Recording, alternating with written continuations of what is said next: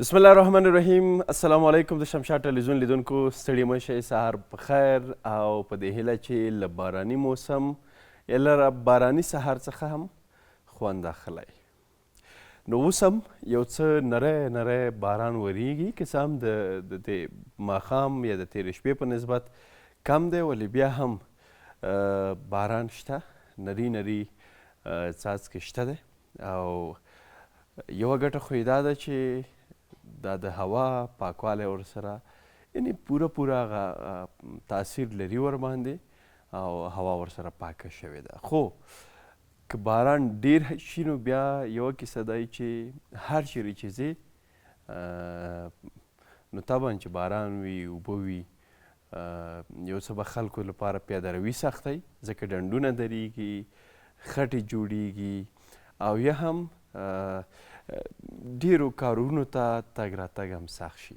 ولې په اندازه باران بیا هغه څه چې دا نه وایو چې باران نه به سړی تنګیږي، باران د الله تعالی رحمت دی. ولې که ډیر شي نو بیا حتما لږ کارونو کې یو څه ځنډ رامنځته کیږي یا کارونه یو څه معطل کیږي.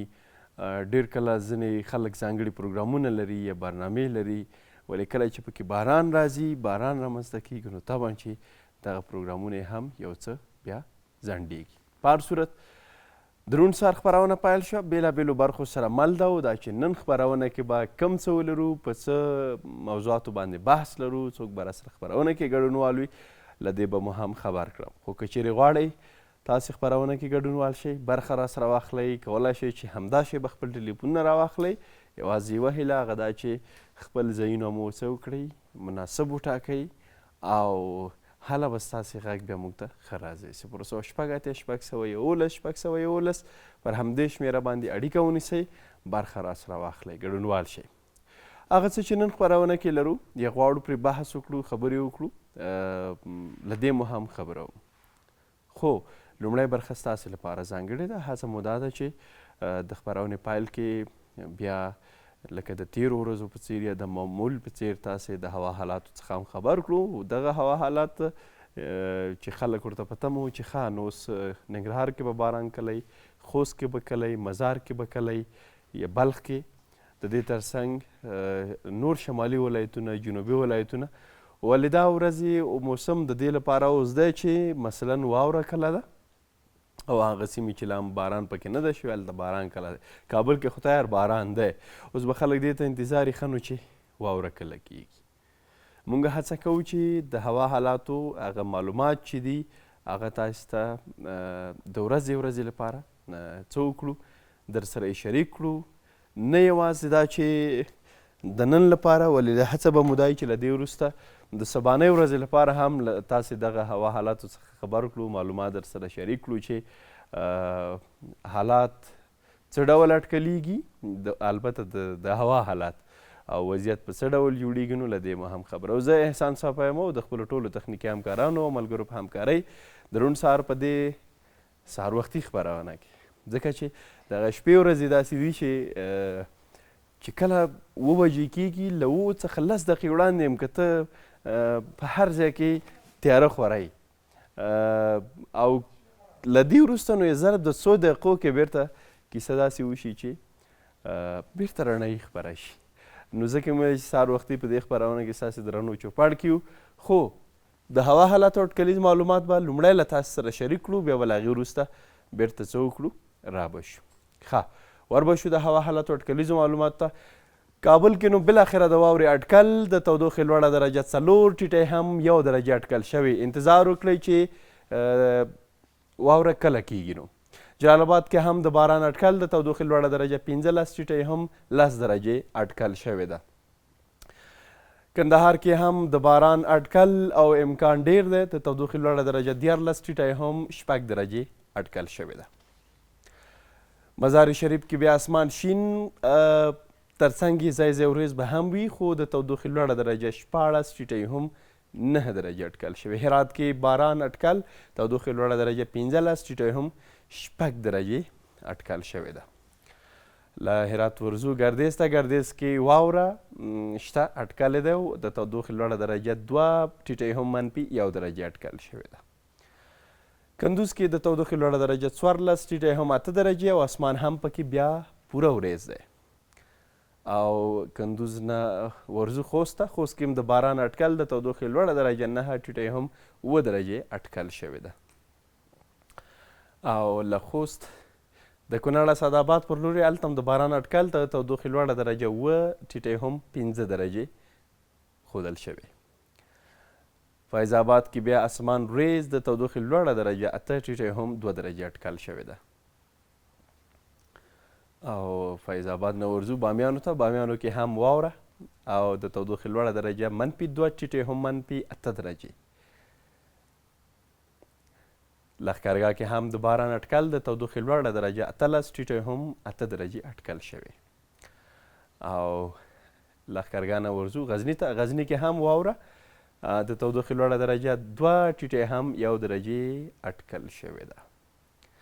وربشو کویټې ته. کویټه کې تودوخې لوړه درجه 11 ټیټۍ هم 3 درجې اټکل شوې او باران هلته هم اټکلې شته. ښایي چې اوس هم باران هملته اوسي. پېښور کې بیا اسمان ځای ځای وریځ د تودوخې لوړه درجه 18 ټیټۍ هم 11 درجې اټکل شوې. دا و د هوا حالاتو اټکلیز معلومات چې له تاسو سره مو شریک کړل. خو د کابل په اړه مې ورته ویل چې نن د واورې اټکل شته دی او که چیرې د خپرونې په جریان کې واوره راښکته شوله اوس چې زه راتلم باران و دغه ځای ته چې کتلې ځکه تر څو چې ته سټوډیو ته راداخلیږي نو باران څاڅکي در باندې لګیږي یو څه لمدیږي سړی. نو باران و که چیرې واوره وشوله انشاءالله چې ژمنه کوو چې د واورې هغه واورین سهار به هم در سره یا د واورې هغه د اورښت کیسه به هم در سره شریکه کړو. تازه حال به یې شریک کړو. خو د کابل موسم په اړه به زه یو څه درته ووایم. له هغې وړاندې که د اثارو بیې لرو چې دا شریکې کړو د هغې وروسته بیا د هوا حالاتو اړوند البته د کابل یادونه وکړو. هغې ته هم راځو وروسته. کابل کې یو هغه دا دی د واورې هغه حالت چې که چیرې همدا اوس چې موږ د چمن حضوري شاوخوا د حضوري چمن شاوخوا یو دلته که چیرې باران وریږي که داسې مخکې د عبدالحق څلور لارې ته ورشي هلته اسمان وریځ وي. که له هغې ورښکته بېرته داسې ورشي لږ یو څه وړاندې پکتیا کوټ طرف ته یا له هغې دې خوا پلچرخي خو لا ډېر لرې دی. دې مسیر کې دغه نوم زما له یاده ووته. بنايي نه هم ورښکته د بزکشۍ میدان چې چیرې دی که نه ادخیل خو ندي ده. ذهن نه مې کله کله سړي ذهن نه نوم ورک شي که نه. په هر صورت سهار وختي دی که څه هم تازه ذهن خو خیر یکتوت زموږ تخنیکي همکار او بلکې پروګرام کنټرولر اجمل نوري نو بیا تکړه وایي چې یکتوت کیدای شي دلته مسیر باندې تګ راتګ ډېر ولري ځکه یادو. دلته چې بیا ورشي دلته بیا بیرته شي باران که نه واورئ یعنې د کابل هغه کله چې باراني موسم وي دغه ورځې چې موږ معلومې کړي له دې چې کته ورشي اسمان شین وي بیرته چې د احمدشاه بابا مینې پر لورې ورځي هلته بیا باران او د واورې کیسې. خو لنډه دا چې یعنې که موږ ویلې چې واوره ده داسې به نه وایي چې ښه دلته خو واوره نشته دی. مقصد واوره کوه د کابل ښار شاوخوا څومره نواحي چې دي په دې هر ساحه کې چې وه موږ یې در سره بیا څه کوو شریکوو. په هر صورت د هوا حالاتو څخه مو خبر کړئ چې نن د هېواد په څو ولایتونو کې د واورې اټکل شته دی. خو تر ټولو ډېر یخ چې دی یا هوا چې یخه ده پکې هغه بامیان دي چې -8 درجې ته کیسه رسېدلې ده. کله چې خبره منفي ته ځي نو بیا نو کیسه سختېږي ځکه چې د کنګل کیسې طرف ته خبره ورسیږي. خیر بامیان خو ډېر یخ دي. هلته واورې تر ډېره بدخشان کې بامیانو کې ورسره څنګ کې غزني کې دغه ولایتونو کې واوره ژر کېږي. شمالي ولایتونو کې کیسته بلخ مزار شریف نه ورتېرېږي. په جوزجان کې یا هم په میمنه کې فاریاب کې یا له هغې ورواوړي په ځینو نورو ولایتونو کې نو هوا یو څه یخه وي. په هر صورت ډېره مننه لیدونکو. څه باندې چې نن بحث لرو خبرې لرو دا هم در سره شریکوم. خو ور به شو د اړیکو پر لور خپرونه کې را سره لومړی ګډونوال څوک دی. السلام علیکم. بله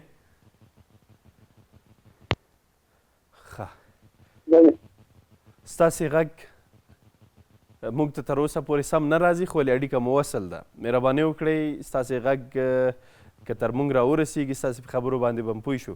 څو خبرې کوي؟ اورې زه مزار نه خبرې کوم. اورې غږ اورې؟ اوس مو غږ راځي. په خیر راشئ، ستړي مه شئ له مزار څخه. د مزار کوم ځای نه؟ صفی صاحب غږېږي. شکر الحمدلله. تاسو ښه یاستئ؟ خیر شکر. مننه. د دې پیشنهاد و د هغه خو د تلیفون ډېر مشکلات وصل کېږي. یو داسې تلیفون ډېر یوه شماره ده په ډېر مشکلات وصل کېږي. لس ورې شل ورې زنګ ونه نه وصل کېږي. مصروفه ده او نه خارجه ده. او بل دغه د ډاکټرانو موضوع تاسې ډاکټران چې راغواړئ تاسې په هفته کې هېڅ اعلان نه کوي. اعلانونه شنبې نه شروع کړي جمعې پورې اعلانونه کوي. یو ډاکټر صاحب سره مصاحبه لري هغه نه وایي نه ادرس وایي دا کوم ځای کې وظیفه لري کوم ځای کار کوي. دا مې خواهش ده. یو د افغانستان په خیر دوه میاشتې کېږي که درې میاشتې کېږي جوړ شوې ده. تمام ورځ د مهاجرینو موضوع ده، بله موضوع نشته. افغانستان کې نور مشکلات هم دي. د زراعت کې هلته کانال ده، کانال موضوع دي، نور اقتصادي موضوع دي، مالداري ده، واکسینونه دي، دواوې دي، زراعتي دواوې دي، مالداري دواوې دي. افغانستان څخه یو هغه پیدا کړی مهاجر هر ورځ مهاجر. شکر دا د دې پیشنهاد وکړي تاسو وکړئ. صحیح، ډېره مننه کورودان. که ووایم چې موږ خو خپله هغه هڅه کوو. زموږ چې کوم مسؤلیت د اکپاره برخه کې د موسم سره چې کومې خبرې تړلې دي، مناسبتي خبرې چې دي، بېلابېلو وختونو کې چې څه ضرور دي، دماغې اړوند یا ځینې ځانګړې ورځې دي، هغه د کرهڼې مربوط دي، هغه که د اقتصاد مربوط دي، هغه که د ساینس او ټکنالوژۍ مربوط دي، هغه که د ادب او د فرهنګ مربوط دي، هغه که ټولنیز مسایل دي. زموږ د پروګرام چې داسې آزاد مټ لري او پراخ هغه چوکاټ لري، په همدې خاطر باندې چې ډېر مسایل پکې ځای کړو.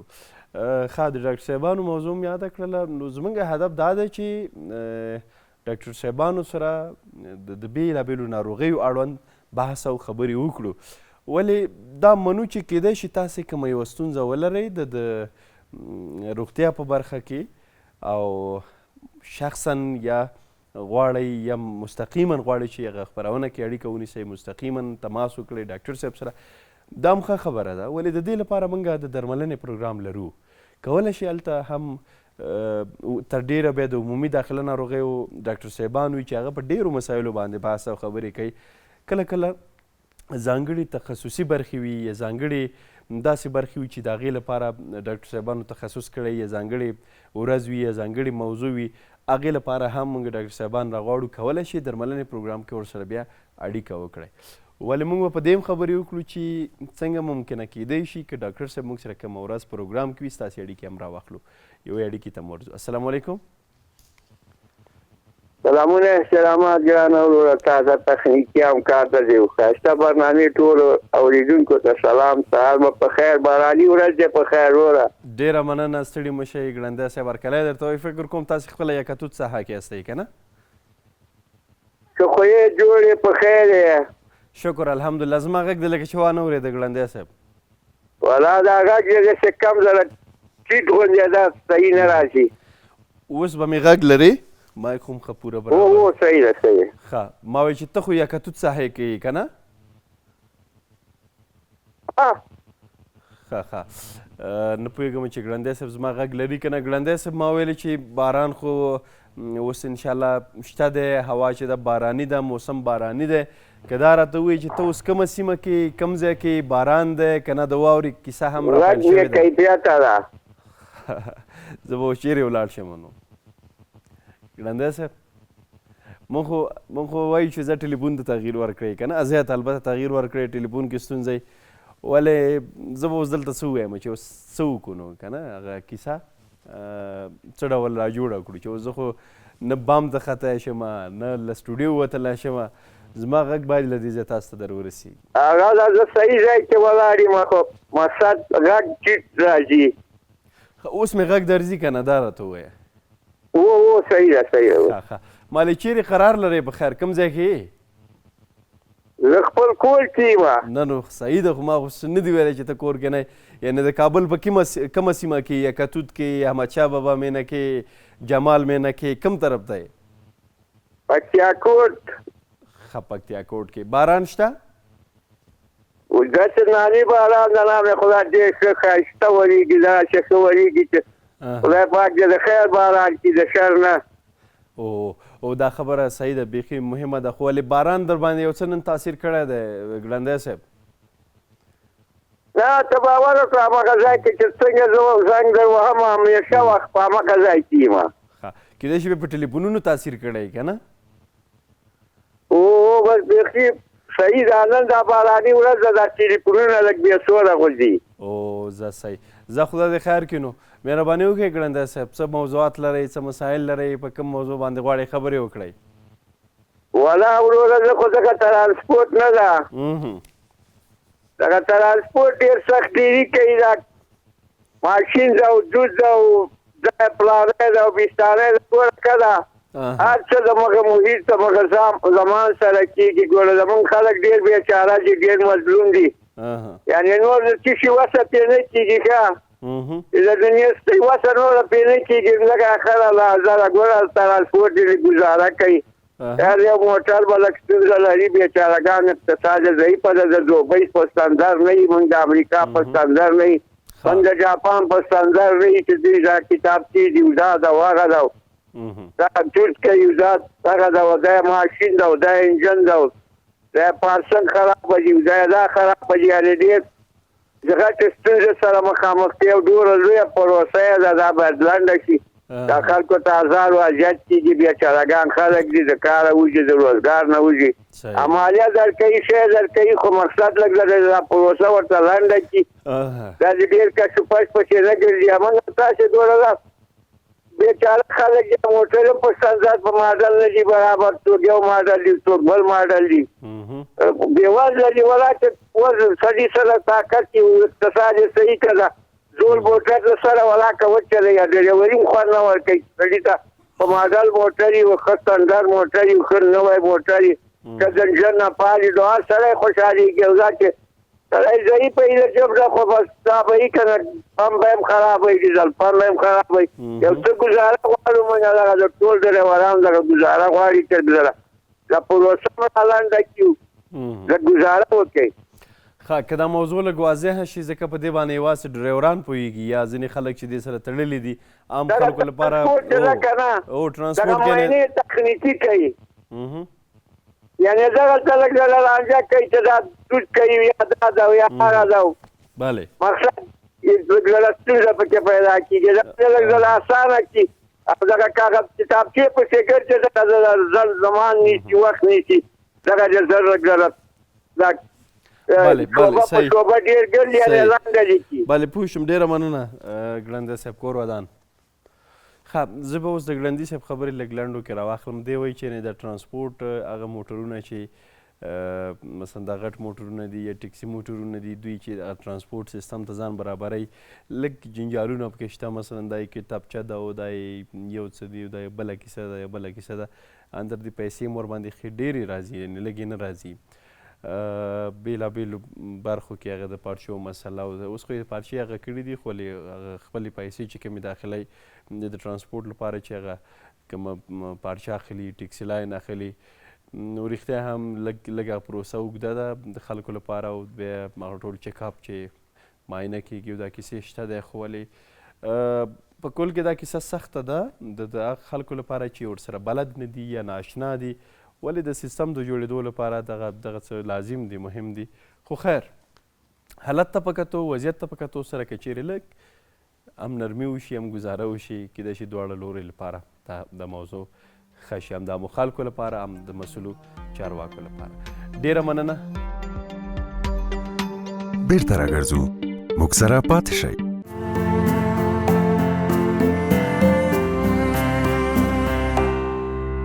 بیا هم ستړي مه شئ، هرکلی قدرمن لیدونکو، د خپرونې بلې برخې ته راورسېدو. په دې برخه کې ټولنیزو مسایلو اړوند بحث لرو.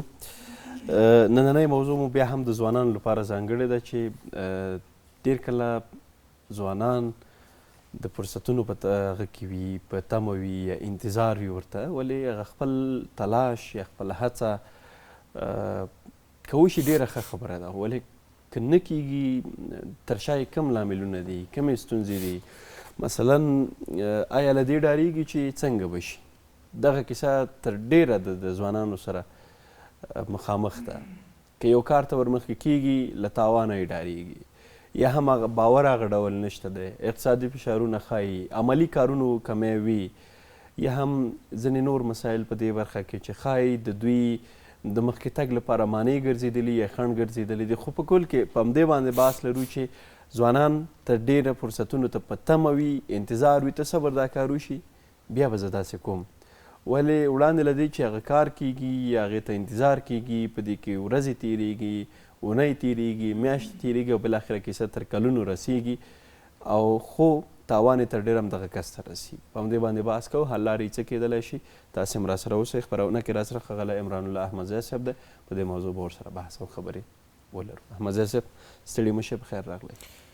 سلامونه او پیرزویونه مې ومنئ. صفی صاحب خدای دې وکړي روغ او جوړ او د صحت جامې به مو پر تن وي. قربانان. او یو سلام د افغانستان ټول افغانانو ته، کوم چې په هیواد دننه کې وي او کوم چې د هیواد څخه بیرون وي. مننه قربان. راځو د فرصت په اړه باندې معلومات له سره وړو چې لومړی راځو فرصت څه ته ویل کېږي. فرصت تعریفوو. فرصت هغه مناسب وخت او حالت او امکان ته ویل کېږي چې په هغې کې یو نفر هڅه کوي، کوشش کوي چې بریا، پیشرفت او پرمختګ وکړي. دې ته فرصت ویل کېږي. یعنی لومړی راځو موږ د قرآن کریم برخې ته چې فرصت ته کوم اهمیت ورکړی ده او کوم قدر او احترام چې قرآن کریم فرصت ته ورکړی، موږ او تاسې باید له هغې څخه پوه شو. فرصت په قرآن کریم کې لومړی په سورت د العصر کې ویل کېږي چې اعوذ بالله من الشیطان الرجیم بسم الله الرحمن الرحیم والعصر ان الانسان لفی خسر. معنی یې دا ده چې قسم دی په زمانه باندې، خدای تعالی قسم په زمانه باندې یاد کړی چې انسان په تاوان کې ده. که چیرته دغه انسان یعنی وخت ضایع کړي، وخت عبث تیر کړي، فرصتونه له لاسه ورکړي، نو دی خپل کوم فرصتونه چې خدای تعالی ورکړي هغه له لاسه ورکړي، نو آخر کې انتظار، له انتظار څخه وروسته انسان ناکامه او له ناکامۍ څخه وروسته انسان د سکوت او انسان د سقوط حالت ته رسیږي. او بل آیت کې راځي چې خدای تعالی فرمایي چې ان الله لا یغیر ما بقوم حتی یغیر ما بانفسهم. څوک چې نه لومړی الله تعالی تر هغه پورې د یو قوم یا د یو انسان ته تغییر نه ورکوي تر هغې پورې چې خپل ځان په خپله نه وي تغییر کړی. یعنې له دې څخه هدف دا ده چې خدای تعالی موږ ته فرصتونه راکوي، موږ ته فرصتونه راکوي، باید له هغې څخه مثبته ګټه واخلو او موږ باید د دې په تمه کې ونه اوسو چې موږ یعنې انتظار ونه کړو چې فرصت موږ ته لاسته راځي، تر هغې چې موږ ته فرصت راغی موږ باید په همغه وخت کې کار وکړو. نه خیر، موږ باید داسې کوشش وکړو چې فرصت په موږ پسې راشي. نه دا چې مثلا موږ فرصت ته په تمه کې اوسو. هغه کسان چې انتظار کوي هغه ناکامه دي، هغه کسان چې فرصتونه رامنځته کوي هغه بریالي او هڅه کوونکي کسان دي. په دې اړه یو بیت هم دی وایي چې خدای هم نه بدلوي حال د هغه قوم څوک یې نه بدلوي خپل حالت په خپله.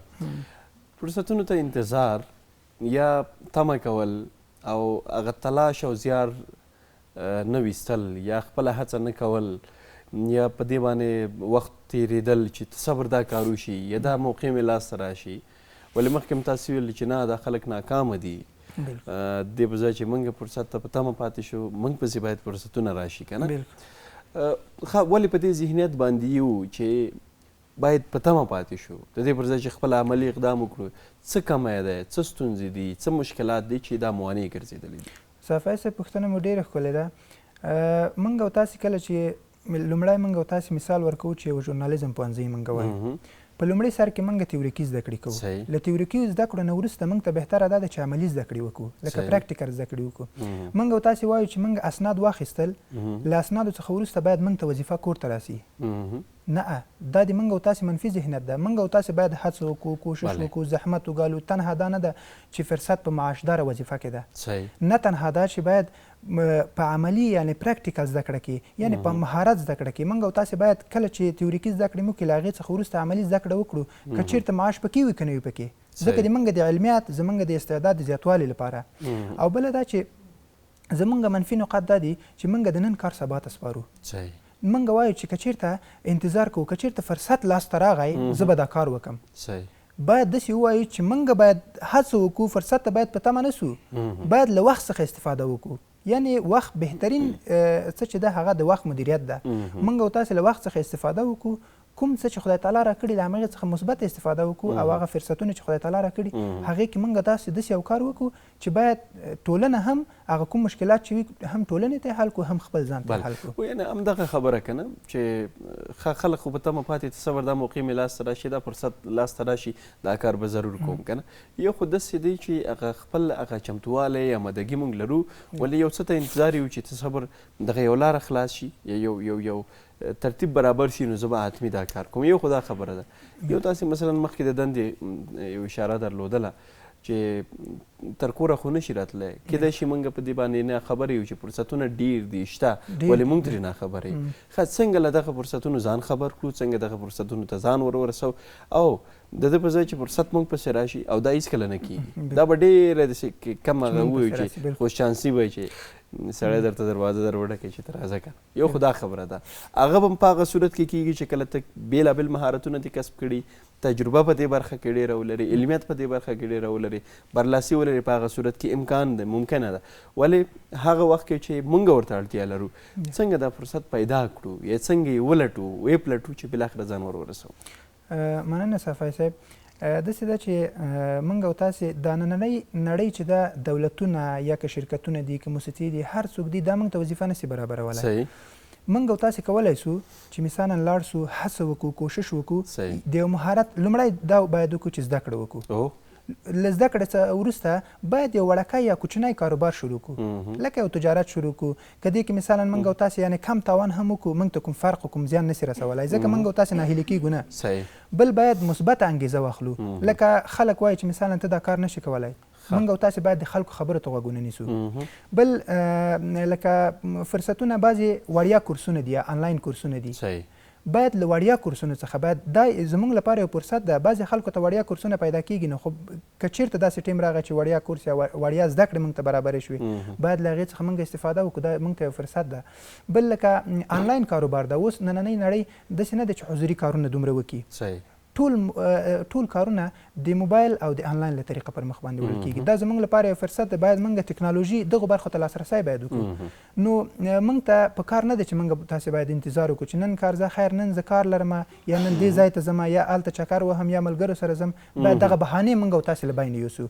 مهمه دا ده چې باید بهانې له بینه یوسو هغه کوم فرصتونه چې خدای تعالی موږ ته راکړي دي هغه باید په ډېر ښه او په ډېر عمیق فکر سره باید موږ لاسته راوړو. په دې برخه کې به یو مثال ورکړو چې لا دا موضوع واضح شي. مثلا که موږ یو څه ته انتظار کوو تمه کوو خو ولې موږ خپله آمادګي ولرو مثلا که موږ غواړو چې د ماسټرۍ لپاره بهر کوم هېواد ته ولاړ شو او په تمه دي چې تصور سکالرشیپونه اعلان شي یا داسې یو موقع ته انتظار یو صحیح ده چې دا انتظار ښه دی خو سکالرشیپ به اعلان شي د ویزو مسله دا ستونزه به حل شي خو له وړاندې یا مخکې له دې چې د سکالرشیپ اعلان شي باید د سکالرشیپ لپاره چې کوم ریکوایرمنټس دي یا ضرورتونه دي هغه خو موږ پوره کړو یعنې کوم شرایط چې د هغه معیارونه چې د هغه پوره کړو له هغې وروسته که انتظار وکړو خو کومه خبره نشته ده.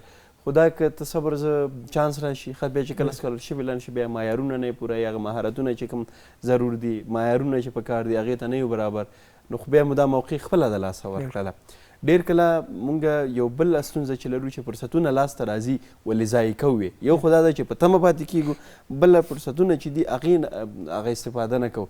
ښه د دې لپاره به څه مهم دي چې که فرصت په لاس راغی ګټه ترې واخلو. صافی صاحب زه به یو څو مثالونه ورکړم. لومړی موږ د ستر نبي پاک صلی الله علیه وسلم شخصیت ته که چېرته وګورو هغه ته یعنې له خپلې هڅې او بریا په اساس باندې ګوره د نړۍ کومه سطحه کوم مقام ته ځان ورساوه چې دا یتیم و هیڅ لاسته نه و مثلا څوک نه و ورسره همکاري چا نه و ورسره کوله چا لاسرسی نه کوه لکه مثلا د سره چا همکاري نه کوله دی د خپل هڅې او د ده کوشش او انتظار او بالکل الهي کومک سره او بل چاته انتظار ونه کړه له خپل وخت څخه مثبت استفاده وکړه او د نړۍ دغه شخصیت یې لاسته راوړه. بل مثال که چېرته ورکړو د امام ابو حنیفه رحمه الله هغه چې و د ټوکرو تجار و د ټوکرو تجار و یعنی د تکو تجار و هغه یعنی د علم صبر او تقوا په اساس باندې د علم صبر تقوا او د ډیر زیار او هڅې په اساس باندې د دین د فقهاو څخه یو لوی عالم او فقهي عالم ځان نه جوړ کړ.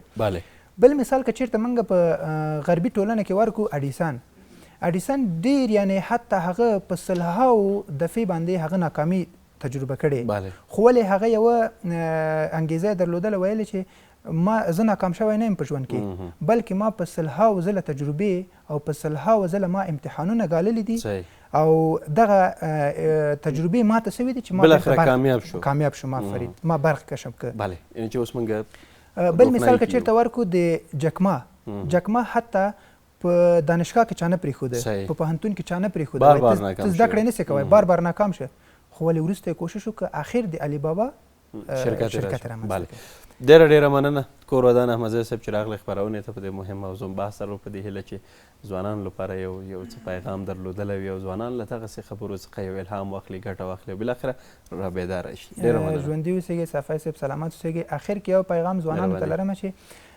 باید د فرصتونو په انتظار کې نه اوسېږي بلکې باید هڅه وکړي کوشش وکړي کوم الهي مرسته چې الله تعالی ورسره کوي په همغې باندې باور وکړي ځکه هغه کسان چې ایمان او یقین یې په الله تعالی باندې وي هغه هېڅکله هم په انتظار کې نه پاتې کېږي بلکې هڅه کوي فرصت لاسته راوړي او خپل هغه مثبت فایدې لاسته راوړي ډېره مننه بیرته راګرځو موږ سره پاتې شئ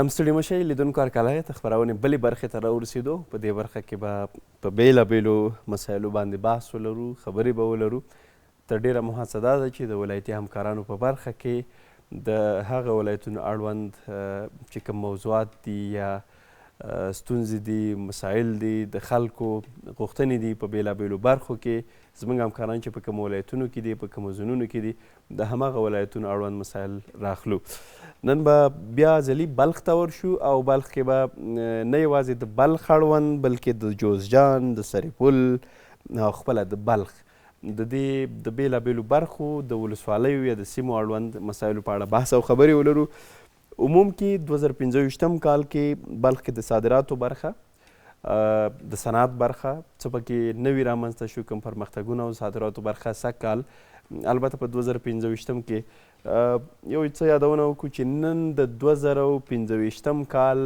وروستی نیټه ده او سبا به له خیره سره د 2016 کال لومړی ورځ او نیټه پایلیږي او سر له سبا به 2016 کال وي دا مو د دې کال هم وروستی خپرونه هم ده جوزجان کې بیا د کورني تولیداتو نندارتون جوړ شوی دی دا مهمه خبره ده بلخ چاربولک ولسوالۍ لوی لارې خرابوالی چې دا یو څه سرخوږی ده ستونزه ده سرپل کې بزګران بیا د سړو خونو غوښتنه کوي او د خپلو کرنیزو محصولاتو لپاره د بازار غوښتنه هم کوي بیا د چمتال او چاربولک ولسوالیو ترمنځ په ساحه کې د البته سیند چې کوم ځای کې دی هغه اوسېدونکي چې هلته اوسېږي هغوی ته ډېر ښه معلوم دی په دې باندې د پله نشتون چې خلک یې له ستونزو سره مخامخ کړي دا ټول مسایل د خپل همکار ښاغلي روح الله روحاني صاحب سره بحث کوو او لا ډېر معلومات به له دوی څخه ترلاسه کړو همدا شیبه راسره خپرونې ته وصل شوی روحاني صاحب ستړی مه شه سهار دې په خیر ډېره زیاته مننه صفای صاحب لومړی تاسو ته بیا د خپرونې ټولو لیدونکو اورېدونکو ته خپل سلامونه وړاندې کوم هیله ده چې د خوښۍ ډک سهار به په خیر سره پیل کړی ډېره مننه کور ودان فکر کوم مزار کې خو بیا بلخ کې واوره شوې ده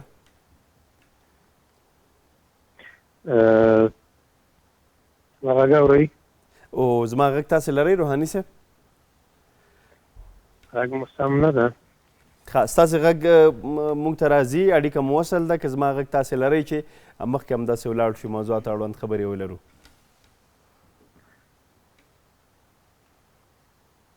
بله روحاني صاحب ښه متاسفانه بیا یو ځلې به هڅه وکړو چې زموږ همکاران د روحاني صاحب اړیکه موږ سره وصل کړي بېلابېل مسایل چې مو وړاندې یاد کړل په دې ټولو باندې بحث لرو د 2015 کال په لړ کې د صادراتو برخه په ټول هیواد کې بېلابېلو ولایتونو کې نورو ولایتونو ته او هم بهرنیو هیوادونو ته په څه ډول خو په ځانګړې توګه بلخ کې دغه برخه څه ډول د صنعت برخه کې څه شوي دي او ورسره څنګ کې نور موضوعات چې مخکې یاد کړل په دې ټولو باندې بحث او خبرې لرو روحاني صاحب بیا هم ستړي مه شه هرکلی ډېره مننه صفای صاحب خوشحاله اوسئ کور ودان انشاءالله اوس به مې غږ اورئ غږ مو شته کابل کې خو باران دی د واورې اټکل هم نن د ورځې په جریان کې شته دی د مزار او د بلخ کیسه راته وکړئ چې مزار شریف کې خپله په داخل کې او عموم کې بلخ ولایت کې فکر کوم واوره خو شوې ده د کال لومړنۍ واوره. بالکل صافی صاحب لکه څنګه چې معلومه ده چې تېره اونۍ بلخ ولایت کې واوره او بارانونه دا وشوله او د کال لومړۍ واوره هم وشوله او نن هم اټکل شوی ده. تر دې مهاله خو څه نشته خو شونې ده چې نن واوره او باران هم بلخ ولایت کې وشي. او د هوا حالت او اټکلیزو معلوماتو کې چې شریک کړل بلخ کې نن که څه هم اسمان وریځ دی ولې د ورځې په جریان کې به ډېر د باران اټکل نه وي. په هر صورت که بیا هم باران یا واوره ووري نو خپل چمتوالی به ورته وي. خو مهمه خبره دا ده چې د موسمي ناروغیو مخنیوی پکې کېږي، هوا پاکوالي کې رول لوبوي. ډېره مننه. راځئ نو پیل به له دې وکړو چې 2015 کال چې نن یې وروستۍ نیټه ده، وروستۍ ورځ کې موږ قرار لرو. خپرونه مو هم وروستۍ ده البته دې کال لپاره او دغه کوم ورځ کې چې قرار لرو. بلخ کې د صادراتو برخه دغه کال چې نن وروستۍ ورځ ته رارسېدلي وو څه ډول وه؟ صادراتو برخه پکې غني وه، زیادت پکې راغلی، د صنعت برخه یې صنعت لپاره دغه کال څه ډول وو؟ مننه صافی صاحب. کراش چې 2015 کال پای ته ورسېد او همداراز په دې کال کې موږ دلته وغوښتل چې د بلخ له مسؤلینو سره البته د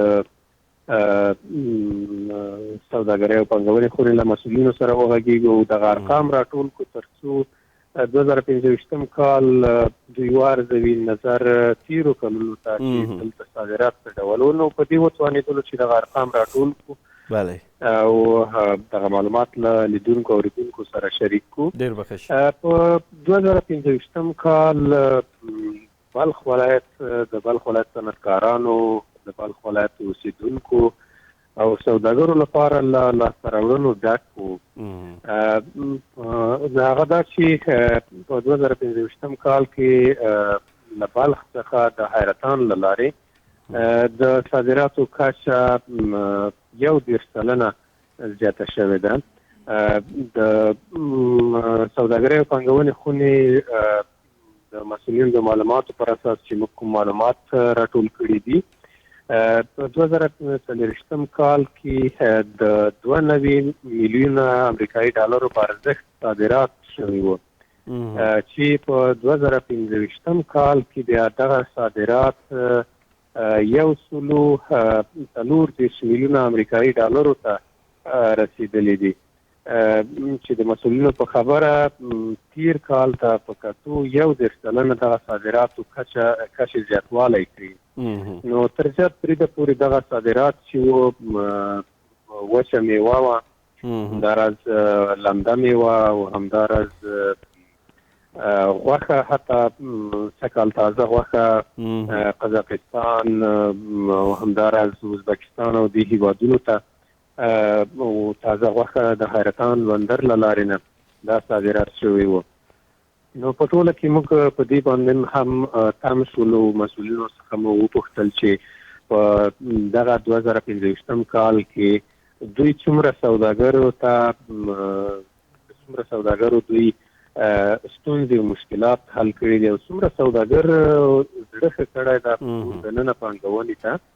نو د دوی د ارقامو پر اساس دغه 2015 کال کې یوازې کورني سوداګرو ته 300 په شاوخوا کې کورني سوداګرو ته دوی د کار جوازونه او د فعالیت جوازونه البته اخیستي او ورکړي دي چې دوی پانګونه کړې ده. او پر دې سربیره بیا 110 بهرني شرکتونو دلته په بلخ ولایت کې پانګونه کړې او دلته جوازونه ترلاسه کړي د کار او د فعالیت لپاره.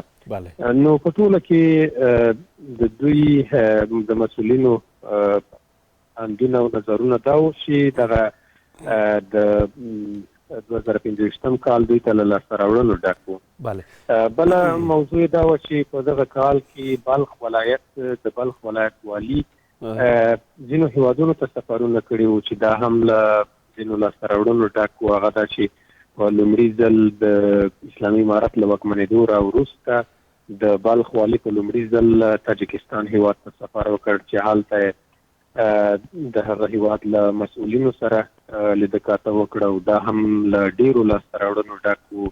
د دواړو هیوادونو ترمنځ هغه د ګاونډیتوب د ښو اړیکو ارتباطاتو په اړه هغوی هلته غږېدلي ورسره او همداراز ازبکستان هیواد ته څو ځله سفرونه وکړل د بلخ والي چې دا هم له ډیرو لاسته راوړنو تر ډیره دغه سفرونه د اړیکو د رغښت لپاره ترسره شوي دي، همداسې وه؟ د اړیکو د رغښت لپاره او همداراز د کورني تولیداتو د ودې لپاره، د صادراتو لپاره په ټوله موقع نو دغه سفرونه. ډیره مننه روحاني صاحب. که جزئي مسایلو ته نور ورځو، په دې پوهېږو چې وخت ډیر غواړي او اړتیا ده ورته، خو هڅه به کوو چې دغه نور موضوعات هم ځای کړو، لیدونکو سره یې شریک کړو. له بلخ به راشو بیا جوزجان ته. هلته د کورنیو تولیداتو لپاره یو نندارتون هم جوړ شوی دی او طبعا چې د کورنیو محصولاتو هغه تولیدات چې موږ لرو د هغې لپاره د بازارونو د پیدا کېدو لپاره نندارتونونه ډېر زیات مهم دي، اړین دي. دغه نندارتون په اړه معلومات راکړئ. بلکل. تیره یکشنبې ورځ چې په جوزجان ولایت کې نندارتون جوړ شوی و، البته دغه نندارتون تر زیات بریده پورې د کورني تولیداتو چې هغه کې شپېته غرفو کې بېلابېل ودانیز، خوراکي او همداراز لاسي صنایع، افغاني غالۍ او دې ته ورته نور هغه توکي وو چې په دغه نندارتون کې نندارې ته ایښودل شوي وو. البته دغه نندارتون کې په ټوله کې د صنعتکارانو، سوداګرو، پانګوالو غوښتنې دا وې چې په کورني تولیداتو ته وده ورکول شي او همداراز له خلکو د دې غوښتنه دا وه چې له کورني تولیداتو څخه استفاده ډیره کړي او پر حکومت یې دا غږ و چې مشابه جنسونو وارداتو مخه دې ونیول شي تر څو کورني تولیدات وده وکړي. او همداراز د دوی بله غوښتنه دا وه چې صنعتکارانو ته په جوزجان ولایت کې د پانګونې زمینه برابره کړي چې هلته د دوی لویه ستونزه د صنعتي پارک نشتون و چې دې ته باید حکومتي مسؤلین پام وکړي. نو په ټوله کې د نندارتون دغه جوړول د جوزجان صنعتکارانو لپاره ډېر ګټور و. د دوی په اند او ټینګار یې دا و چې دغسې نندارتونونه باید په میاشت کې میاشت نه وي 6 میاشتو کې خو یو ځل دغسې نندارتون باید ورته جوړ شي. د دوی ټینګار همدا و. بله، ډېره مننه. له جوزجان به راشو دې خوا سرپل ته چې هلته بیا بزګران د خپلو کرنیزو محصولاتو لپاره د بازار د پیدا کېدو غوښتنه کوي او د دې ترڅنګ ورسره څنګ کې د سړو خونو د جوړېدو هیله هم لري. د غوښتنه هم د موضوع په اړه به هم خبرې ولرو. سرپل ولایت که څه هم څو ورځې وړاندې سرپل ولایت کې سفر درلود، سفر مو کړی و، نو بیا مو هلته د بزګرانو یو احوال واخیسته چې هلته بزګران واقعا له ډېرو ستونزو سره مخ ول. حتی موږ داسې ساحې ولیدلې چې د دوی کرنیز محصولات لا هم په دښتو کې بارانونو ته واورو ته پراته وو. البته یو ښه بېلګه یې دا ورکړو چې په لویه کچه په لویه پیمانه پیاز هغه کرنیز محصول و د هغوی چې 80 سلنه اوسېدونکو یا بزګرانو هلته د هغوی دغه د ژوند چاره او همداراز هغه کرکیله یې په همدغه پیازو ولاړه وه او همدغه طریقه یې د خپل کورنۍ هر کال هغه اړتیاوې پوره کولې. خو څه کال په دښتو کې واورو بارانونو ته همداسې پراته وو، حتی زیاتره یې شنه شوي وو او زیاتره یې له منځه تللي وو.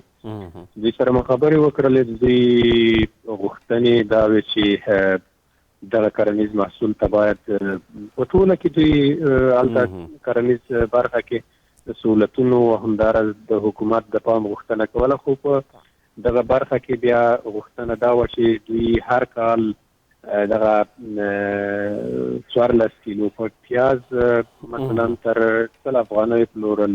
اوس دغه اندازه پیاز دوی د دوی په خبره چې 22 افغانۍ هلته یعنې نشوی پلورلی چې دا دوی لپاره ډېره غټه اقتصادي ضربه وه او یعنې دا وي چې دوی لپاره دغسې هغه چې رامنځته کېږي نو باید یو معیاري ډېره مننه هلته موجود وي. بلې روحاني صاحب ډېره مننه. ډېر لنډو کې چې وخت هم راسره کم دی دغه وروستي 2 موضوعاتو ته هم رسېدنه وشي.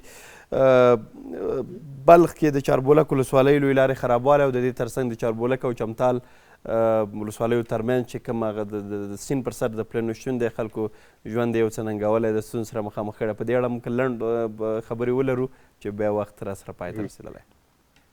بلکل صفا صاحب لکه څنګه چې معلومه ده چې د لویو لارو خرابوالی بیا په لرې پرتو سیمو کې د لویو لارو خرابوالی هغه څه دي چې د ځایي خلکو هغه ژوند ننګوي. واقعا د چاربولک او مزار شریف ترمنځ د خلکو هغه لویه لاره چې ده دا ډېره خرابه ده. پر مهال خلک هلته له زیاتو ستونزو سره مخ وي چې هلته د دوی ناروغ انتقال تر مرکزه پورې او همداراز نور د ژوند دغه اړتیاوې چې دوی پوره کوي له ګڼو ستونزو سره په دې لاره اوږدو کې دوی مخ کېږي. او بله دا چې رابو شو د بلخ د چاربولک او چمتال ولسوالۍ ترمنځ د سیند پر سر د پله نشتون دا هم ډېره ننګونکې مسله ده په دې چې د سیند پر سر پل نشته ده او د ولسوالۍ سره وصلېږي. خلک یې هلته په کیمه کې او خو دې خوا پورې وځي. موټرونه په کیمه کې دوی مثلا دروي او بیا او خوا تېروي چې دا په هر موسم کې که د سیلابونو په موسم کې او د ژمي په موسم کې خورا ننګونکې ده. او حتی هلته موږ له ځینو د سیمې اوسېدونکو سره خبرې وکړلې چې د دې شاهدان هم وو چې موټرونه یې سیند ته لوېدلي دي او مرګ ژوبله خلکو ته اوښتې ده. ناروغان چې دوی تر مرکز مزار را انتقالول هغه سیند اوړي دي له موټرو سره سیند کې ډوب شوي دي. نو دا هغه عمومي ستونزې دي چې د بلخ چاربولک او چمتال ولسوالۍ اوسېدونکي ورسره مخ دي او د حکومت ډېره مننه کورودان روحاني صاحب. انشاءالله ژمنه به دا وکړو چې د کلو پراختیا او بیرغونې وزارت مسؤلین که راسره دا ځل میلمانو خپرونه کې دا موضوع به ورسره ضرور شریکو چې د کلو یا د لرو پروتو سیمو چې کومې ستونزې دي که پلونه دي که پلچکونه دي یا هم د اوبو رسونه ده تر ډېره دوی پورې تړلې ده. دا موضوع به دوی سره بیا ضرور شریکو یا هم د ټولګټو چارو وزارت که په دې برخه کې کوم ونډه لري یا برخه چې لري. ډېره مننه لیدونکو راسره اوسئ. خپرونه مو دوام لري. دا برخه مو همدلته پای ته رسي. بیرته راګرځو موږ سره پاتې شئ.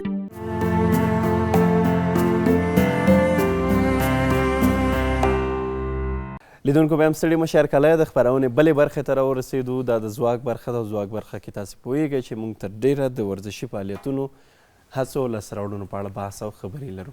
یوه رشته هم نه بلکې بېلابېلې رشتې ډېر کله موږ سره په دې برخه کې د ورزش مسؤلین، د ورزش لوبغاړي، د ورزش ټرینران یا استادان او بېلابېل تړلي اشخاص چې د ورزش پورې یا په دې برخه کې سر و کار لري دوی راسره میلمانه.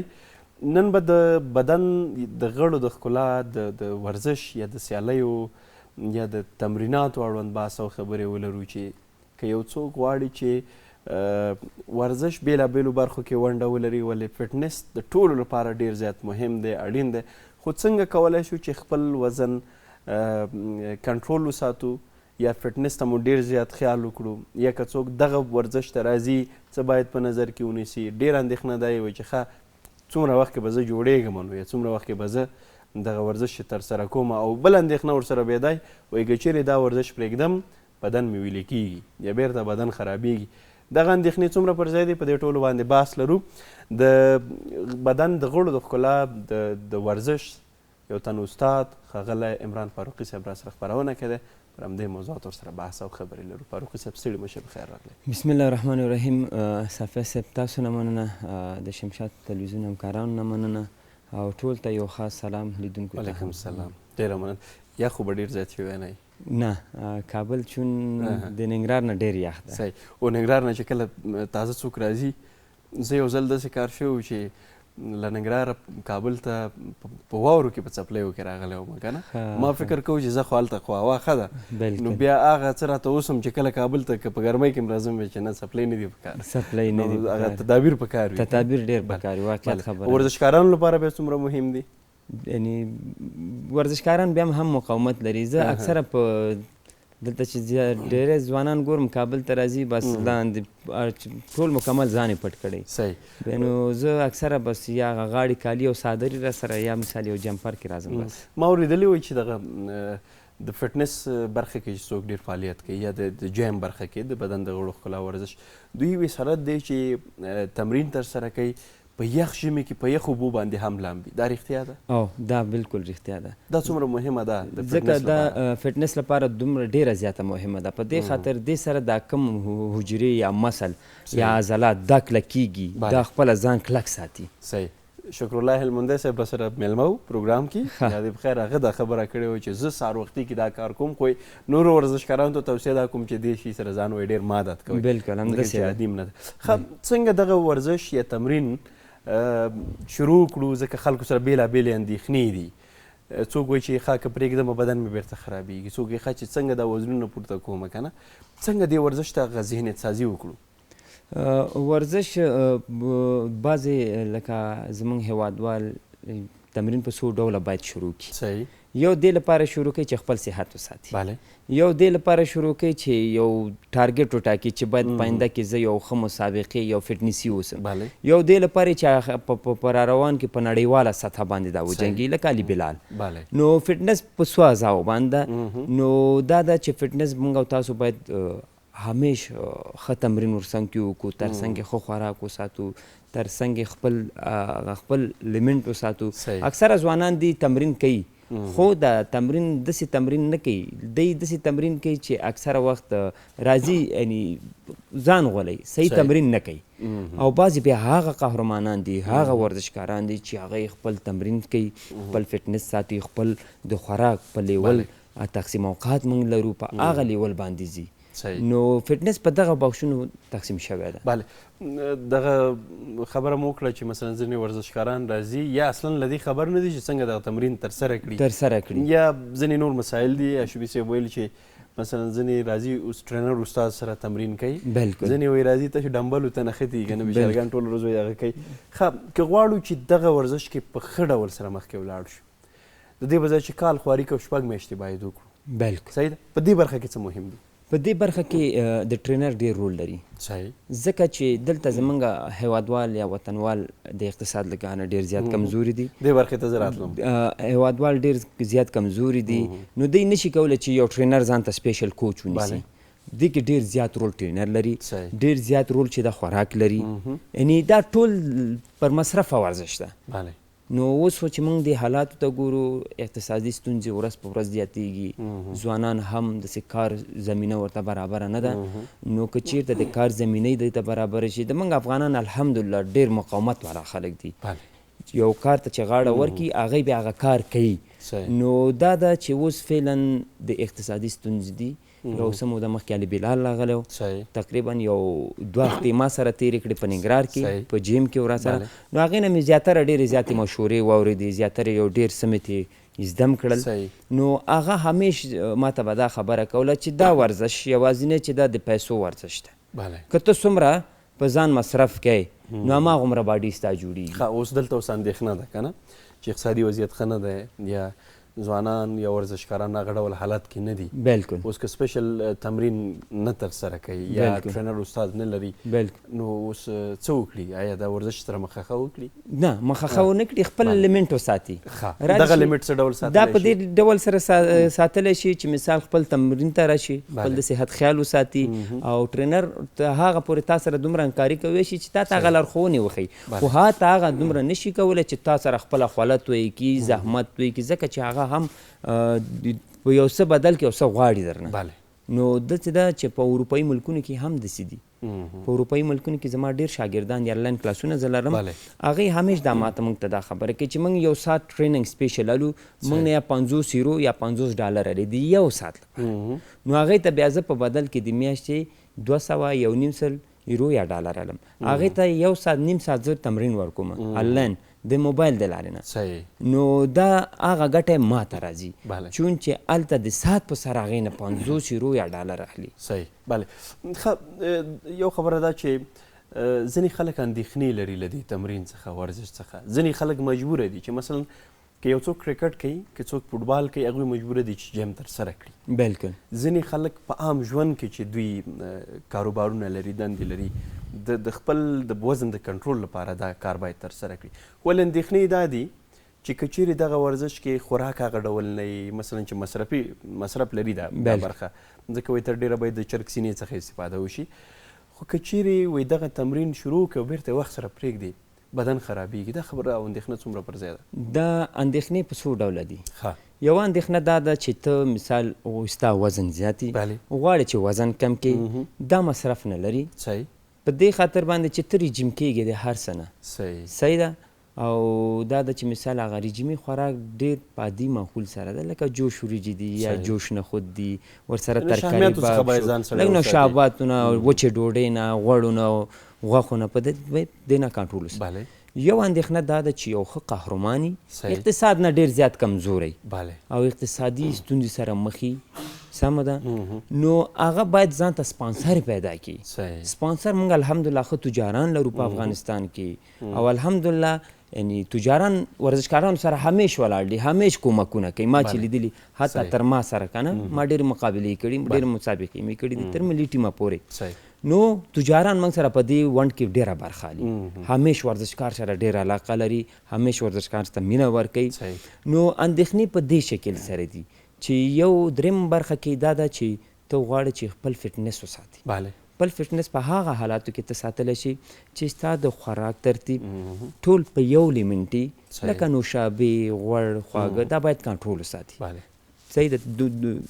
مصرف لري خو هغه مصرف ته په اندازه وساته. داسې مه کوه چې مثال ته کله چې تا ته وس خدای درکړله بیا نورو مسابقو ته مدګي وکړه هغې نه بعد بیا نور مصرف هم په ځان کول خو نورمال حالات کې باید ته ځان وساتې. ډېره مننه.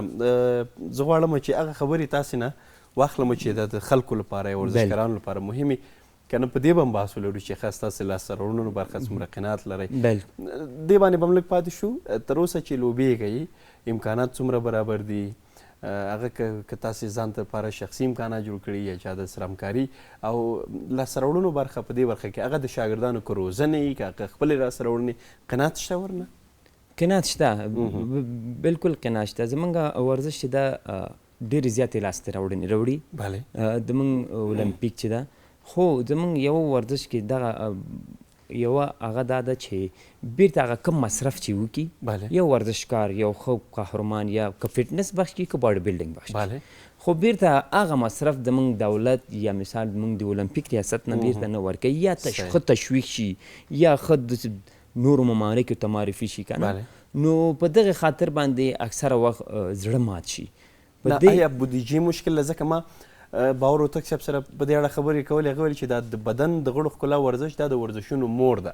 بلکل همداسې ده. نو چې کله په دې معنا سره ده او کلي ورزش یعنی په دې کې نور ورزشونه هم شامل دي یا نور ورزشکاران اړ دي چې دا ورزش ترسره کړي توجه ولې کمه ده؟ آیا بودیجه کمه لرو؟ څه ستونزه چیرې ده؟ یاره په دې خپله خو زه نه یم غږېدلی د خپله رئیس صاحب سره خو زه ما زیاتره خپله مې مسابقې کړي دي او نور قهرمانان چې ګورم لکه مستر افغانستان یا جونیئر افغانستان لکه هغې ته ورکوي خو دومره پیسې نه ورکوي یا 50,000 افغانۍ ورکوي یا 1,00,000 افغانیو پورې ورکوي که نه لکه هغه جایزې په طور لکه دې چې هغه کم مصرف کړي یا 7,000 یا 8,000 یا 10,000 پورې که نه لکه دې په خپل بدن مصرف کړي خو هغه مصرف بیرته بیا دې ورزشکارانو ته بیرته نه دا د ملي ټیم په کچه دغسې مسله ده که نه تاسې په کل کې د ورزشکارانو خبره کوئ؟ نه د ملي ټیم کوم لوبغاړي چې ملي ټیم ته لاړ شي اول او دویم مقامونه والي بیا هغې نه به اسیایي مسابقو ته معرفي شي لکه هغه لوبغاړي زه ښیم او په تېر نورو ورزشونو کې چې وګورو لکه کرکټ شو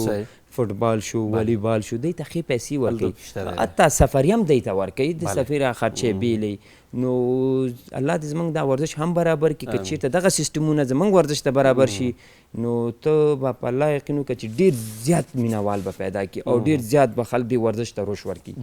بله صحیح. لږ به دې برخې ته هم راشو چې ښه ورزشکاران غواړي چې د ښه نه ښه استاد سره ټریننګ ترسره کړي، بله دی د ښه نه ښه کلب ته ولاړ شي، بله چې هلته یې هغه روزنه هم سمه وشي، هغه تمرین ښه ورکول شي. فیسونه څنګه دي؟ زمونږ په ننګرهار کې فیسونه کم دي، په ننګرهار کې کم دي، خو په کابل کې پایتخت کې فیسونه جګ دي. حتی زه وګرځېدم جیمونو باندې، زمونږ 1500 روپۍ فیس ده، د عموم فیس، عموما فیس، او بیا ځانګړې ته چې ده بیا 2000-3000 افغاني فیس سپیشل ټرینینګ. سپیشل په هغې کې یوازې تمرین دی که نه نور څه پام هم پکې؟ په هغې کې چې ده تا ته د خوراک برنامه برابري، ټرینر تا ته د تمرین سکیجول برابري، تا ته د کم حرکات یا فیګورونه چې ورته وایي هغې تا ته برابري، یعنې تا ته په دغه سپیشل کې تا ته ټول هر څه برابري. بله ښه، که اوس دې برخې ته راشم چې دا هم ستاسې د لاسته راوړنو برخه حسابېږي، خپلې روزنه کې یا د خپلې دغه کلبدارۍ کې یا دغه تمرین چې ورزشکارانو ته ورکوئ، ورزشکاران مو تر کومه حده رسېدلي دي؟ څه ډول لاسته راوړنې راوړي؟ په کومو سیالیو کې لوبېږي یا کومو لوبډلو ته رسېدلي دي؟ موږ الحمدلله دغه تیر کال هم ډېرې ښې لاسته راوړنې راوړې په ننګرهار کې، او په فټنس بخش کې، په باډي بلډینګ بخش کې کابل نه ډېر ښه مقامونه راوړل، په ننګرهار نه کابل ته لاړه، کابل نه ملي ټیم نه راوړه. نو الحمدلله موږ ډېر ښې لاسته راوړنې راوړو ننګرهار. او د ننګرهار خلک چې دي، صفت یې نه کومه داسې نه چې د عوام خلکو چې خپل د ولایت صفت کوي، دا ډېر زحمت کش هلکان دي، همیش دې ورزش سره ډېره مینه لري او غواړي چې نور مقامونه هم راوړي. او بل چې دا علي بلال راغلی د ټول افغانستان زړه یې لاسته، په دې خاطر راوړو مطمئنه شو چې باید دوی په فټنس کې، په باډي بلډینګ کې دوی ښه مقامونه والي، د علي بلال ځای ونیسي. نو انشاءالله داسې راتلونکي قهرمانان هم شته، په اروپایي ملکونو کې لګیا دي، زحمتونه وباسي، نو موږ هم لګیا یو زحمتونه وباسو، نو هر څه د صفر نه شروع کېږي هم داسې مخکې ته ځي. ښه، که یو پوښتنه دا هم وکړم چې که یو څوک راځي په عادي ډول تمرین ترسره کوي، فټنس غواړي جوړ کړي، څومره وخت نیسي چې دا ښکاره ورته واضح معلومه شي چې که د یو ټرینر استاد سره تمرین ترسره کوي څومره موده غواړي د فټنس برخه، او که چیرې په عادي ډول تمرین ترسره کوي کومه نتیجه ورکوي که نه؟ ټرینر سره چې کوي مثلا یو میاشت کې مثال جوړیږي، او چې ځان ته کوي نو تقریبا 3-4 میاشتې مثال یعنې ما سره بیرته خو تاوان مې دی چې هلته به وخت ډېر مصرف وخت ډېر، خالي وخت کې خبره ده، وخت کې خبره ده. یعنې کله کله وایي ګارنټي او وارنټي حساب، آفرین، دا حساب شته دی دغه چې یعنې میاشت دوه کې یو میاشت جوړېږي، دغه کې دغه وارنټي خبره ده. ښه، د رژیم برخه ډېره مهمه ده. هغوی چې فټنس جوړوي دوی مجبوره دي چې همداسې په رژیم کې پاتې شي؟ ډېر زیات رول چې ده رژیم لري، که په باډي بلډینګ بخش ده که فټنس بخش ده. هغه خلک حتی چې وزنونه زیات دي نو باید کنټرول وکړي. رژیم ډېر ضرور ده، په رژیم کې بیا ترکاري باب ډېر زیات رول لري. صحیح. استاد زه غواړم یو بله پوښتنه لږ جالب هم وي چې ډېر کله خلک کله چې دا تمرین ترسره کوي دا نور خلک ورته وایي چې ډېر ساده یاستئ، هم له اوسپنې جیګوئ، هم پیسې ورکوئ که نه؟ بلکل. خیر دا خو هسې د خلکو هغه خوشطبعي ده. خو که غواړئ چې خلکو ته د دې ورزش په اړه یو پیغام ورکړئ، یا که ووایئ چې څنګه دې ورزش ته خلک لیوالتیا باید پیدا کړي یا یې څنګه تشویقوئ، ولې دا ورزش باید وکړي؟ موږ خو اکثره دغه خلک چې تشویق کېږي دا اکثره د موږ د مسابقو نه لذت علي، او د هغه کومې باډیانې چې دوی ګوري، که د فټنس باډیانې، که د باډي بلډینګ های لیول کې، نو خلک موږ چې دا مسابقې کوو ننګرهار نه تر کابله پورې راځو، او کابل ملي ټیم په رسنیو کې دا ټول تشویق کېږي ځوانان، همدې لپاره خلک زړه ښه کوي، راځي. او بل زیبایي اندام، زیبایي یعنې ښکلا، د بدن ښکلا، څوک مسابقه کوي، څوک خپل د صحت د خاطره کوي، څوک اکثره چې ښه جامو لپاره کوي، ښه لباس لپاره کوي، نو دا زیبایي ده. نو اکثره خلک چې زه ګورم د موږ فیلډ ته ډېر کوشش کوي. خو د زیبایي تر څنګ یو اندېښنه دا هم شته ده چې هغه ورزشکاران چې غواړي دوی سیالۍ وکړي یا نړیوالو اتلولیو ته لار پیدا کړي او هغه ځایونو ته ورشي، وایي چې د ورزشکار چې څومره د بدن غړي یا مسلز جوړیږي یا پتونه یا داسې ټول د بدن غړي، وایي دا ورسره بیا لږ داسې د زړه تنګون احساس هم لري، وایي دغه ژوند لږ شانې تنګ وي. دا رښتیا ده؟ نه نه نه نه، ځکه چې وایي بدن یې داسې لږ راقید کېږي. نه قید کېږي، دا خپل حالات ته راځي. بدن کې چربي ډېره وي، دا بعضې وګوره چربي ډېره زیاته وي، مسل کې پراته وي، بیخي تنګ دي. کله چې ستا مسل جوړ شي مثل هر څه خپل لیمنټ ته راځي خپل حالاتو ته راځي که بازو ده که کوپان ده که شولډر ده که چست ده اکثره خلکو چې دا چسټونه یعنې سینې لاندې پرتي بازوان یې لاندې پراته شانې وګورې لاندې پرتې دې سره په عذاب خلک کله چې ورزش ته وکړي ستا مسل ځای ته راشي هر یو لیمنټ کې خپل برابر لکه بازو سینه شولډر پشت بازو دا خپل لیمنټ ته راشي دا بیا سړی ډېر راحت او ډېر سکون کي ورسره حتی هغه جامې هم درکې ښې ښکاري اوچته ستا معلومیږي مثلا یو خو ظاهري هغه لیدنه ده چې خلکو ته ښکارېږي ښه ورزش خو د صحت ضامن دی څومره ډاډ ورکوئ چې دا ورزش هم د صحت ضامن دی زه دا پوره ډاډ ورکوم چې دا د ورزشونو د صحت ضامن ده دا هغه ورزشونه ډېر زیات دي صحیح ده لکه بوکس شو فری فایټ شو دې کې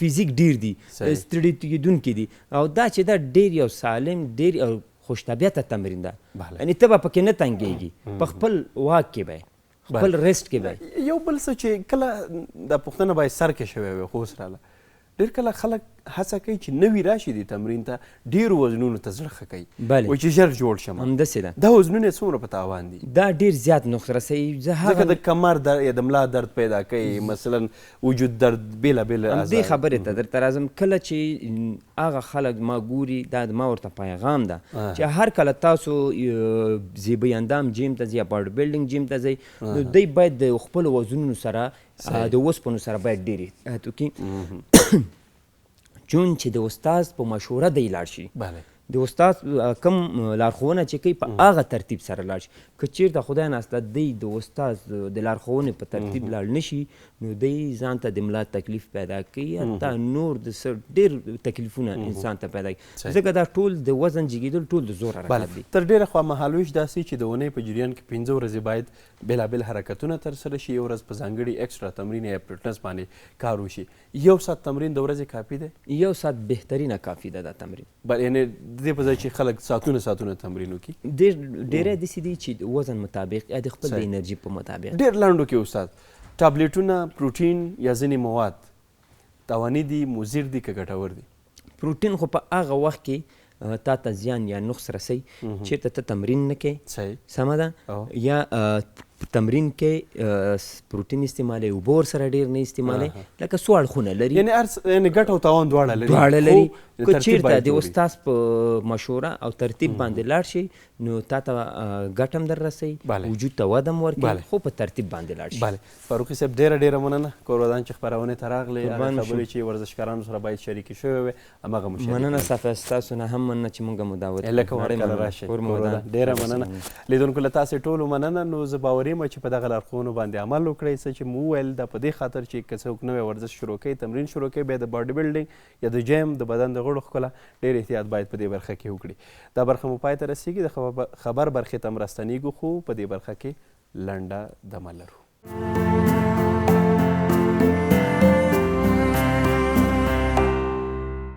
لیدونکو د خبر برخې ته هم ستړي مه شئ په دې برخه کې به مو د خبري موضوعاتو او مسایلو څخه خبر کړو زموږ همکار عابد مومند هم را رسېدلی ده په خیر سره او دا چې کوم خبري موضوعات له ځان سره لري نو له دې به ټول خبر شو مومند صاحب ستړی مه شئ ډېره زیاته مننه صفی صاحب تاسې ستړي مه شئ ټولو لیدونکو ته هم ستړي مه شئ وایم سهار مو په خیر کور ودان ډېره مننه ستاسې باراني سهار په خیر مننه ستاسې دې هم په خیر وي او نن به له باران سره له خیره واوره هم وي اټکلې شوی دی نو په تمه خو یو ورته خو داسې نه شي تمه وکړي داسې پاتې شي نو اټکل دی وړاندې نه ده شوې نو تمه لرو چې واوره وشي په خیر بله صحیح نو خبري مسایل بلې خبري مسایل به لیدونکو سره شریک کړو د مهمو خبرونو سره ټکي دا دی چې د ریاست الوزرا اقتصادي مرستیال ملا عبدالغني برادر د ایران د ریل پټرۍ د رئیس سره پر یو شمېر اقتصادي موضوعاتو خبرې کړې دي اخوا د ټرانسپورټ او چلند وزارت وزیر د یو پلای په مشرۍ عمان ته تللی دی او بل مهم خبر بیا دا دی چې په کندوز کې خصوصي شرکت غواړي چې د 13.5 میلیون ډالرو په ارزښت د 20 میګاواټ لمریزې برېښنا تولید په پروژه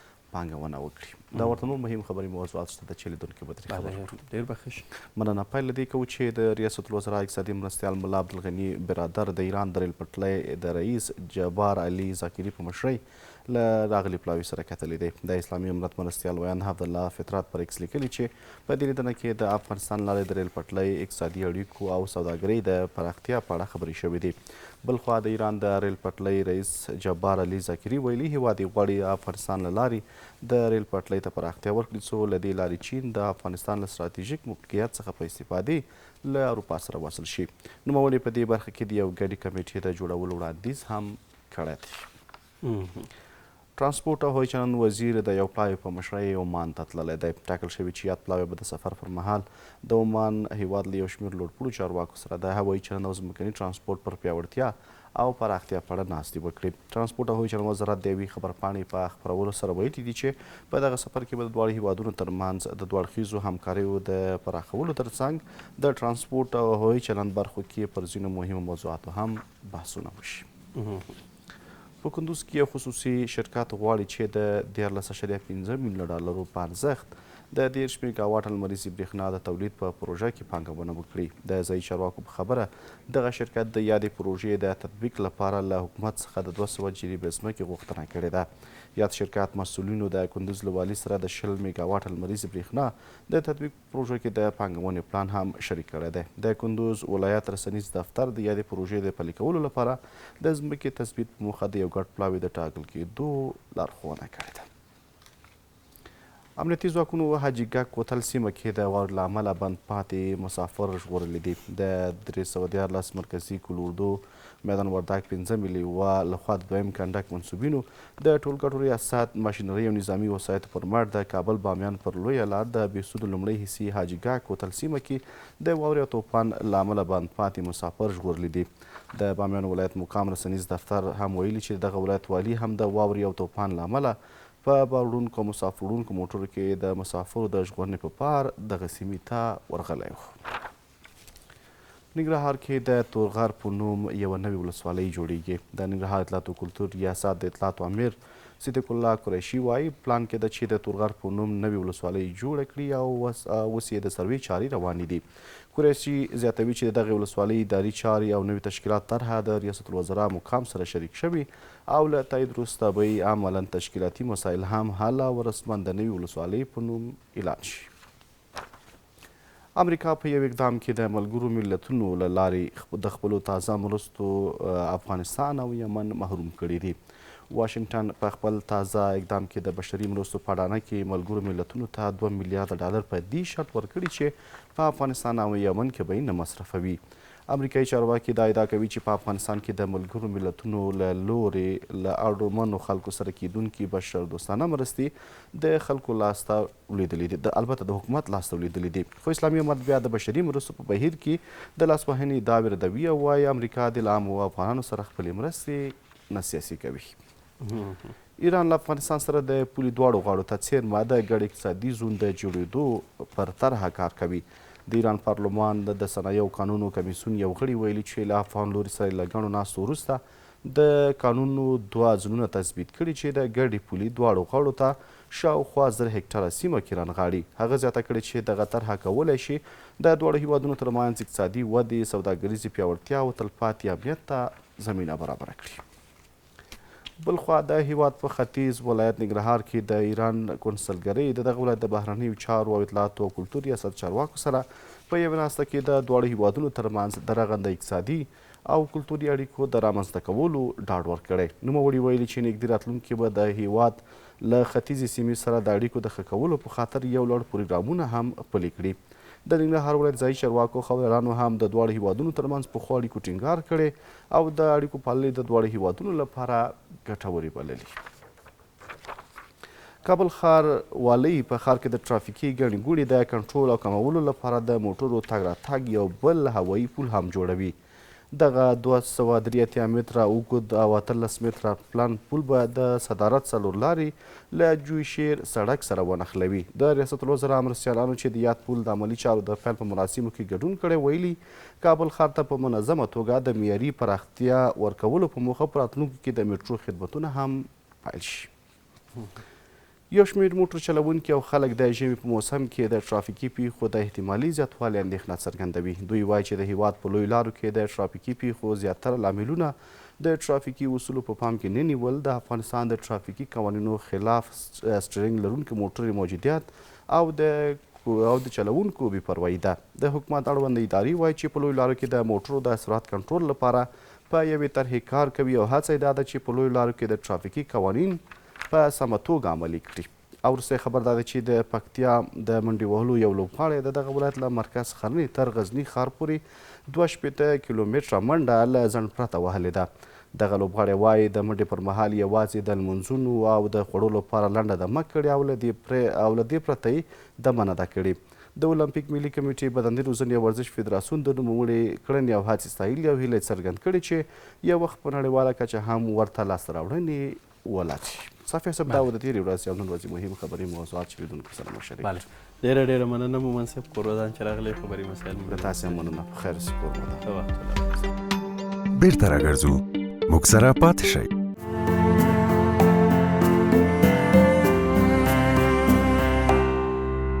بیا هم ستړي مه شئ قدرمن لیدونکو، د خپرونې وروستۍ برخې ته راورسېدو، وروستیو شیبو ته، او په دې برخه کې هم غواړو ځینې معلومات در سره شریک کړو او بیا هم یادونه کوو چې د هوا ککړتیا، د دې ترڅنګ موسمي ناروغۍ، وچه یخه هوا، دا هغه څه دي چې تر ډیره خلک له بېلابېلو ستونزو سره مخامخ کوي یا ژوند یې له بېلابېلو ننګونو سره مخامخ کوي.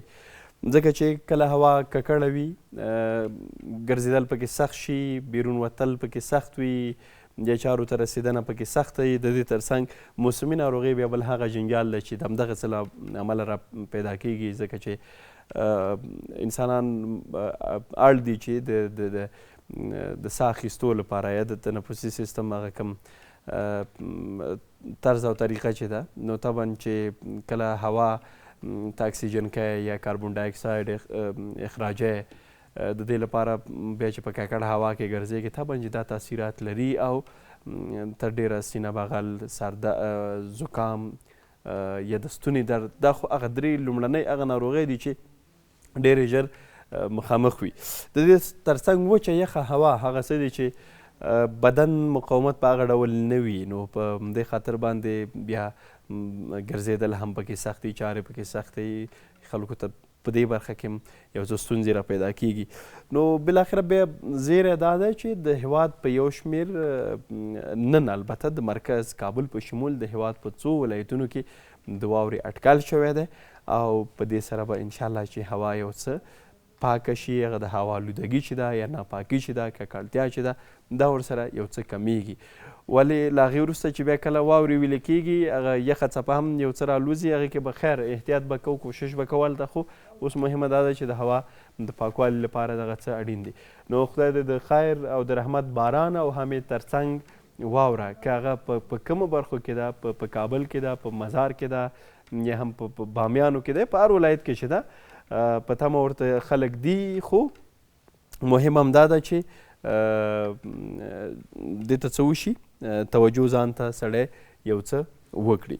ښه، وروستۍ شیبې دي او په دې برخه کې غواړم چې ځینې معلومات هم در سره د ورزش له ډګره یا د کرکټ د بېلابېلو لیګونو هم در سره شریک کړم. تاسې هم دا مهال شاهدان هسته په دې شپو ورځو کې چې د مرکز البته د متحده عربي اماراتو د کرکټ لیګ یا ILT، د دې ترڅنګ د ساوت افریقا د جنوبي افریقا د کرکټ لیګ سیالۍ، د بنګلادیش د BPL سیالۍ او د بیګ باش سیالۍ، دا څلور واړه لیګونه هم مهاله سره روان دي. خو ولې ښه خبره ده چې په درې لیګونو کې بیا زموږ افغان لوبغاړي څه دي لوبیږي، پکې یو پکې برخوال دي. راشد خان په ساوت افریقا کې دی، ترڅنګ یې نور احمد لکنډوال، محمد نبی ساخیل، ورسره وقار سلام خیل او یو شمېر نور لوبغاړي بیا په کم لیګ کې دي، دا په ILT یا د متحده عربي اماراتو په لیګ کې لوبیږي. ورسره څنګ کې په بنګلادیش کې هم زموږ ځینې لوبغاړي هلته د سیالیو په موخه رسېدلي دي، خو ولې دا لیګونه داسې دي چې لوبغاړي هم پکې 2 سیالیو کې یو ځای، یو 3 سیالیو کې بل ځای کې وي، همداسې دا ترتیب روان دی. یو بل څه چې د کرکټ نړیوال جام ته د لوبډلو اعلان سلسله روانه ده، مثلا بېلابېلو هیوادونو هند، د دې ترڅنګ انګلستان یا هم ځینې نورو هیوادونو خپل لوبډلې اعلان کړي دي. ولې تر ډیره د افغان لوبډلې اعلان ته انتظار کیږي. یو څه معلومات دا دي چې نن ښایي د افغانستان کرکټ بورډ له غرمې وروسته ابتدایي معلومات چې موږ ته رسېدلي دي همدا دي چې د کرکټ نړیوال جام لپاره لوبډله اعلان کړي. دې ته انتظار کیږي دا چې په دې نړیوال جام کې به 2026 کم لوبغاړي به پکې شامل وي یا کم لوبغاړي. خو د راشد خان په لوبډل مشرۍ کې طبعا راشد خان سره هم په دې اړه بحث او خبرې شوي دي. نن انتظار همدا دی چې خبرې هم دا دي، معلومات هم دا دي چې لوبډله نړیوال جام ته اعلانیږي. دا چې څوک اعلانیږي، 2 نړیوال جامونه مخکې دي. یو د 19 کلن نړیوال جام چې په جنوري میاشت کې یعنی سبا د 2026 کال لومړنۍ نیټه ده د جنوري، په همدغه میاشت کې به د خیره د کرکټ 19 کلنو نړیوال جام ترسره شو. ورپسې فبرورۍ میاشت کې یعنی 2مه میاشت کې بیا د نارینهو د ملي لوبډلو نړیوال جام سیالۍ هم دي. نو دا چې څوک ورته اعلانیږي، څوک په دې کې ګډونوال وي، برخوال وي، هغې ته به هم انتظار وکړو. که اعلان شو نو بیا به په اړه تاسو ته هم معلومات بیا در سره شریک کړو چې څوک په دغه نړیوالو جامونو کې دي. یو څه معلومات چې د متحده عربي اماراتو د کرکټ لیګ سیالۍ هم تقریبا نورې هغه وروستي پړاو ته رسیږي. په دې کې افغان لوبغاړي هم شامل دي. د راشد خان شتون دلته و، خو ساوت افریقا ته تللی دی. په هغه سیالیو کې د کوالیفایر لوبه هم ترسره شوې ده چې په هغې کې تېره شپه د امای لوبډله یا د مخکې یعنې افغان لوبغاړي چې پکې شامل دي، بیا ورته موږ وایو د افغان لوبغاړو اړوند لوبډله. نو هغه سیالۍ هم روانې دي. کوالیفایر لوبه کې بیګا شپه د امای لوبډلې ماته ومنله، که څه هم ښه سیالي ترسره کړه، ولې هدف ډېر زیات و. 233 منډې ټارګېټ ټاکل شوی و. دغه سیالۍ هم وروستي پړاو ته تقریبا نږدې شوي دي. او ښه زموږ لپاره بیا مهمه دا ده چې د افغان لوبغاړو کارکردګي په دې سیالیو کې تېره شپه 3 افغان لوبغاړي په لوبه کې وو، محمد غضنفر، عرب ګل مومند او ورسره څنګه فضل حق فاروقي. په وروستیو کې بېرته ډېر ښه شوی دی، ښه نتیجه هم خپله ترلاسه کړې ده او هم یې لوبډلو لپاره. په هر صورت نو دا سیالۍ هم روانې دي، ولې موږ به انتظار دي ته چې زموږ ملي سیالۍ کله را رسیږي او ملي لوبې مو کله دي او په هغې کې بیا د افغان لوبغاړو ګډون. دا هغه وروستي معلومات دي چې له تاسو سره مو شریک کړل. لیدونکو له تاسې هم ډېره مننه چې تر دې مهاله را سره د خپرونې لیدونکي وئ. نو د همدې سره مو نن لپاره د خپرونه هم همدلته راټولیږي، پای ته رسیږي، په دې هیله چې هغه برخې چې ټولې نن پکې بحث وشو، که د ځواک برخه ده، که ټولنیزه برخه ده، یا هم ولایتي همکارانو هره برخه چې ده، موږ هڅه هم دا کوو چې په بېلابېلو برخو کې بېلابېل هڅې، کارونه، فعالیتونه، موضوعات، مسایل شریک کړو او پکې تاسې ترې برخمن کړو. هیله ده چې ټولې برخې ستاسې لپاره ګټورې وي. که کومه برخه بیا ظلم غواړئ چې ویې ګورئ، د شنبې تر پنجشنبې چې د روڼ سهار خپرونه ترسره کیږي، بېلابېلې برخې کلیپ کیږي، بیا ځانګړې د سوشل میډیا د ټولنیزو رسنیو ادرسونو ته هم ورځي، هلته اپلوډ کیږي، نشریږي. کولی شئ د روڼ سهار فیسبوک او یوټیوب ادرسونو څخه یې بیا ځلې هم تماشا کړئ. نن لپاره مو خپرونه همدلته پای ته رسیږي. تر بلې ورځې او وبه وایو چې تر بلې شنبې چې ستاسې درنو حضور ته راځم، ولوی الله مو سپارم. له لیدلو مو مننه.